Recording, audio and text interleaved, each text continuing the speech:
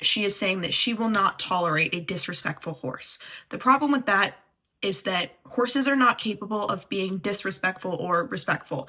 The topic of respect between horse and rider or horse and handler is one that tends to be fairly controversial because a lot of people will say that your horse needs to respect you or that their horse needs to respect them, but horses aren't capable of respect, at least in the same way that humans interpret respect, because respect is a human concept. If you hear any rustling sounds off to the side, it's just Padfoot has just come in and he's sniffing around. A horse's brain is not set up in a way where they can understand human concepts such as respect. Now, I don't necessarily always have a problem with people when they say that they want their horse to respect them or they need their horse to respect them, because for the most part, when people say that, what they mean is that they want and need their horse to understand the boundaries, and they need their horse to know what is allowed, what is not allowed, what is expected of them, what is not. And that's fair.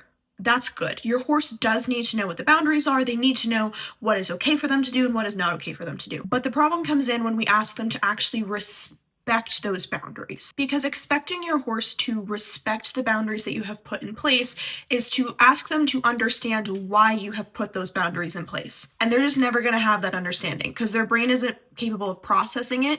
Because when you think about it with horses, we can't tell them outright, I need you to not walk directly into my space because you could step on me and that could hurt, or you could knock me down and that could hurt and that could be dangerous. We can't explain that to them, and to expect them to try to puzzle that out is just not fair because they're never going to be able to do it. So yes, your horse does need to know what boundaries are in place, what's allowed, what's not allowed, but we can't expect them to actually respect us, but we can expect them to do the things that we ask when we train them to do them properly and fairly, and we can expect them to not push past boundaries when we know that they know the boundaries, right?